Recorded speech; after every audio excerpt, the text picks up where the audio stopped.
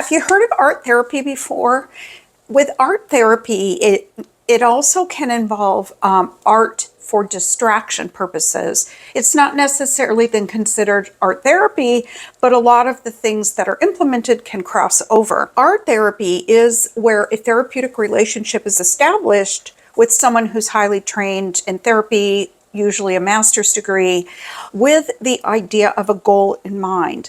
And how that is achieved is through an art process and a therapy process coming together to help a person.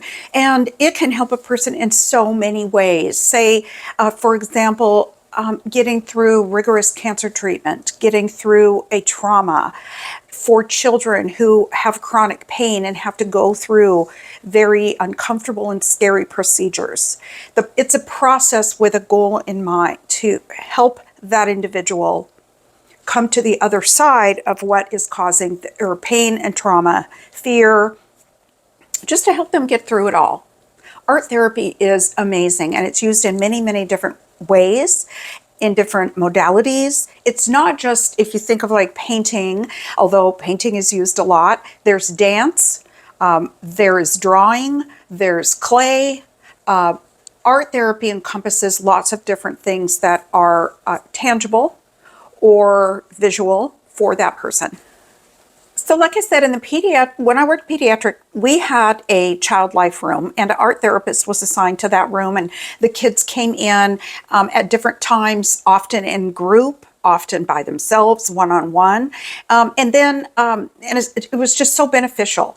And there are some pediatric hospitals that use many art therapists, depending on how big the hospital is. And ours, we just had, I think it was 4 art therapists. We had 2 large pediatric floors. And then we had a pediatric clinic where outpatient clinic procedures were done and infusions were done.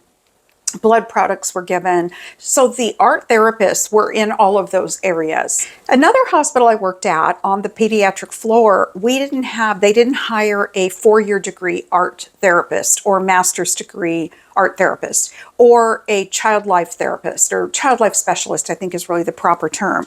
And with child life, at that time anyway, they only had to have a 4-year degree. It wasn't required to have a master's.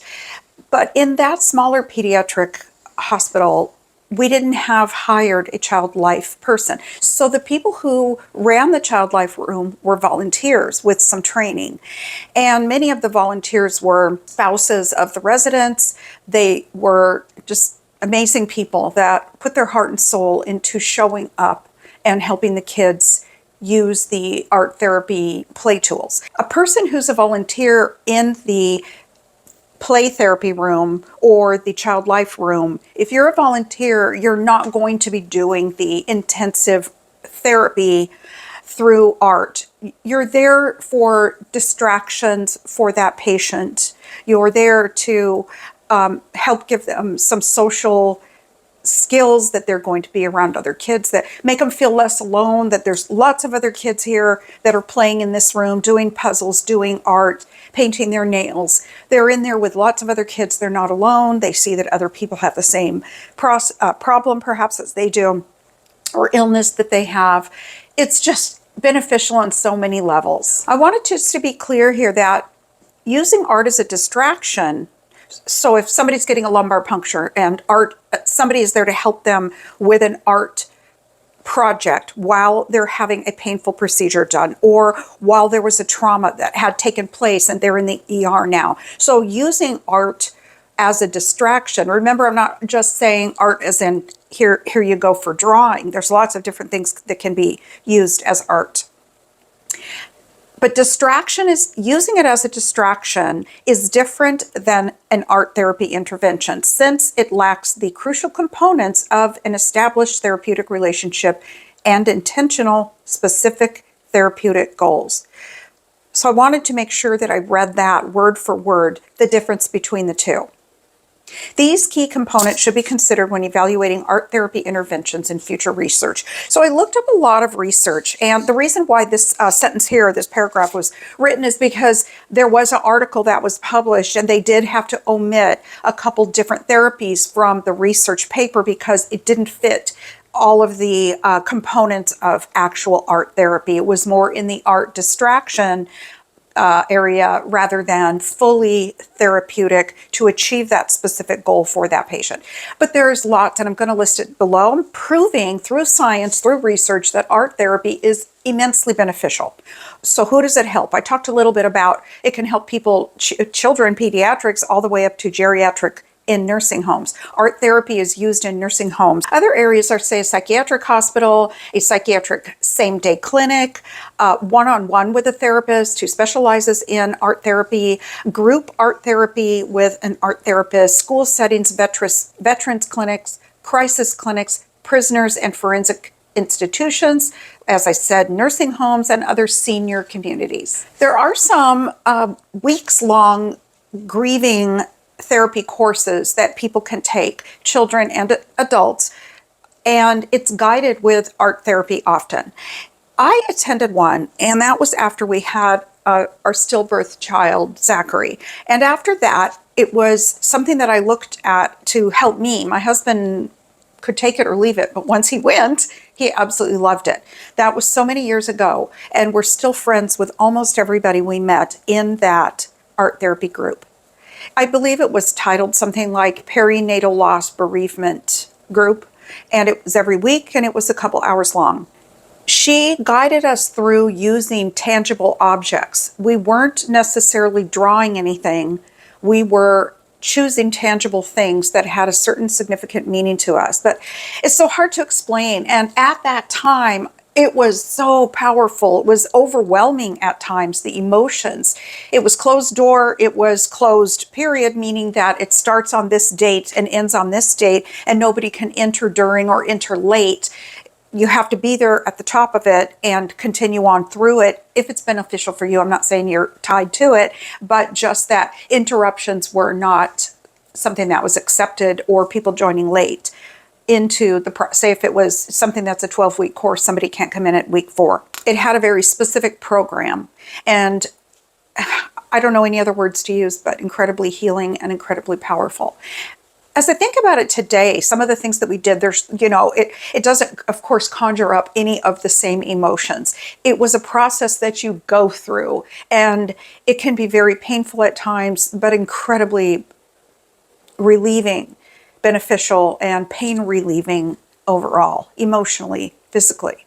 Because we all know that emotional pain can manifest in our bodies as well. It's a therapeutic process that's designed to heal both. So back to art therapy specifically. Art therapy aims to use creative expression to tap into your inner thoughts, feelings, and experiences. This can help you manage your emotions, shift unhealthy behaviors, and better understand your responses to stress and other triggers. Unlike talk therapy, art therapy goes beyond the limits of language. It uses art in addition to talking to explore and understand mental and emotional health challenges. During an art therapy session, you can expect to engage in some form of art making while interacting with your therapist. This can be one-on-one, this can be in a group setting. Though it may seem like not much is happening, researchers have found that this process engages brain functions involved with creativity, from cognition to the sensoriomotor system for emotions and intuition. It can also improve communication and promote positive neuroplasticity, which is the ability of neural networks in the brain to change. Therefore healing, therefore having benefit. What else has science shown? It has shown that active engagement in creative activities, including art, can bring many benefits, including improved well-being, overall well-being, quality of life, health, and socialization. Art therapy is a creative approach used as a therapeutic technique. Excuse me. As I spoke just kind of briefly at the very beginning, it's not just art. It can be dance, music, drama, poetry therapy. There are lots of different ways, or tangible touch therapy, like I experienced in the perinatal grief and loss course. Symbols. There's lots of ways that healing can take place. Just a couple facts. Sometimes art therapy is covered by insurance. In fact, most of the time, if you're an inpatient or a patient that is being seen in say a cancer center, it can be covered by insurance. Another fact, you do not need to be a skilled artist. It's really not about making a portrait. It's really about all the other things that I mentioned, and a process that you go through for healing. Like I said, if you go through this whole process when you haven't experienced some kind of trauma, or you're not maybe experiencing something in your life that you need to heal, body or soul, it's going to seem different. It's going to seem like, how can that be helpful? Well, if you need it and you have experienced something that you are working on or you need healing from, it can make a profound difference. If you aren't experiencing any of those things, then maybe, yeah, it's going to sound unusual and you're not going to have the same effect because you're going through steps getting through to a specific goal. Even though I said that art therapy and art distraction interventions and tools aren't the same, that doesn't mean that, again, it's not beneficial. The fact is that if volunteers are in a playroom or volunteers are at a nursing home helping those individuals create something, it's going to give them benefit, more than likely. You don't have to have a master's degree to have benefit for yourself or to help somebody get through a process. One article talked about depression in elderly people and depression in those who are in long-term care facilities and how art therapy alleviated their depression. It had some effect on how they felt that was very positive. You probably hear about dance therapy in nursing homes too. That is really, really popular, at least here in the United States. We all hear that art heals the soul, but it can heal many other things as well. This particular hospital, I'm just giving this one as an example, and it has a project that's a 6-week course group of ladies who are going through cancer treatment. It's kind of cool because I'd never heard of this type of art before, or how creative that this was, but it had to do with water lilies. The paintings represent the cancer journey, transformed through the healing and recovery represented by the lily pads and flowers. The project is meant to inspire them and help promote relaxation. They were exhibited in a hall in the hospital, so I'll show you some pictures of those. But what was really cool about this, and just really creative, is that it used some of the supplies that are used in cancer treatment. What does that mean? The supplies used in cancer treatment. It says that the paintings all began with a special foam piece, many pieces of various shapes. The pieces were the negatives cut out of molds of heavy metal blocks used to reduce the amount of radiation received by non-targeted healthy tissue. They use those in various shapes, and those are the representatives of both the cancer being killed by radiation leading to a cure, and they tell the story of a patient's cancer journey. While these people are working on their art project with these different pieces of foam and putting metal and putting paint on them to create this art project, each person works on it and then passes it along to the next person, and they continue to work on it and everybody's passing it along and working on each masterpiece. The therapist, the artist who guides people through this process, has worked at this hospital for about 19 years now. Think of how many people she has touched, how many lives she has helped guide through healing, lifted their spirits, helped with their depression, gave them somebody else to talk with during this process and confide in and feel like nobody else understands but you do. That is such a powerful thing right there. But this lady who is the artist who's teaching this at the hospital says that she did her thesis on grief, transitioning, and anger, and she dedicated it to her sister.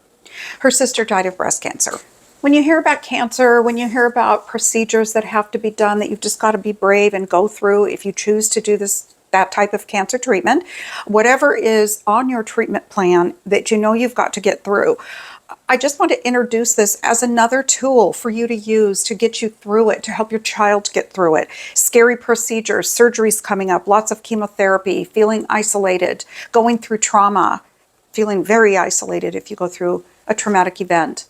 Outside of medical issues, people who go through trauma benefit greatly from this. So this is just something to look into. There are workshops, there's private one-on-one, and it's offered, like I said, in different hospitals and clinics all over the United States and the UK. I'm going to post below how to find a certified art therapist, along with the other articles. I hope this was beneficial. If you're interested in anything health related, if you like some tips and facts about health, If you enjoy listening to medical stories and some medical mishaps and oopsies, please consider subscribing. Have a good day.